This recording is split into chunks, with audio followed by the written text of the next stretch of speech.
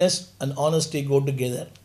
எங்கே தேவன் இருக்கிறார் அங்கே உண்மை இருக்கும், எங்கே தேவன் இல்லை அங்கே உண்மை இல்லை. உண்மை இல்லை என்றால் தேவன் இல்லை என்று அர்த்தம், அவ்வளோதான். திரும்ப அழிச்சு சொல்ல விரும்புகிறேன், உண்மை இல்லை என்றால் தேவனே அங்கே இல்லைன்னு அர்த்தம். நீங்கள் நிறைய பேர் சொல்கிறாங்க, நிறைய பேர் பார்க்குறேன் உண்மையே இல்லை, ஆனால் அவங்களும் தேவன் என்னோட கூட இருக்கிறாருன்னு சொல்லி தங்களை விளம்பரப்படுத்தி கொள்கிறார்கள். நிறைய குடும்பங்களை பார்த்துருக்கேன், ஆண்களையும் பார்த்தேன், பெண்களையும் பார்க்கிறேன். உண்மையே இல்லை, கொஞ்சம் கூட உண்மை இல்லை.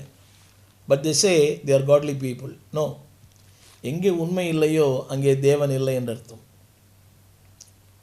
சிந்திங்க, உண்மை இல்லாத இடத்தில் தேவன் இருக்க மாட்டார்.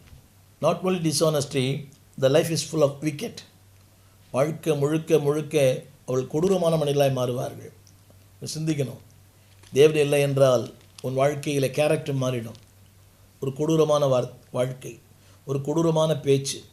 அப்போ தேவன் இருந்தார்னே a pious life, அமைதியான வாழ்க்கை, ஒரு அர்ப்பணிக்கப்பட்ட வாழ்க்கை, எல்லாவற்றுக்கும் மேலாக வேதம் சொல்லுகிறது, அதாவது தேவனுடைய பாதுகாப்பு உள்ள ஒரு வாழ்க்கை.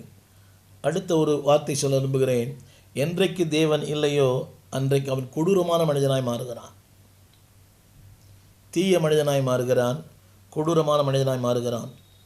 இங்கே ஒரு வார்த்தை பயன்படுத்த விரும்புகிறேன், ஆங்கிலத்தில் vicious, VICIOUS. He became vicious. That means ஒரு கொடூரமான ஒரு தீய மனிதனாய் மாறுகிறான். அடுத்து தேவன் இல்லாத மனிதன் he became violation.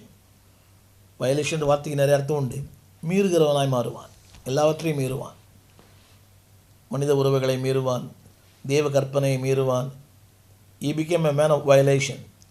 ஒரு ஆரம்பத்தில் கொடூரமான, அவனுக்கு அந்த எது நன்மை எது தீமை குடும்பங்களில் பார்க்குறோமே, தேவன் இல்லை, வாழ்க்கையில் தேவன் இல்லை. ஒரு கொடூரமான மனிதன், மகளை பலாத்காரம் பண்ணுவது.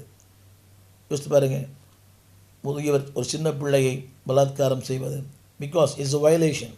ஏன்னா கடவுள் இல்லை, தேவன் இல்லை என்றால் you became a wicked man, you became a crucial man, you became a vicious man.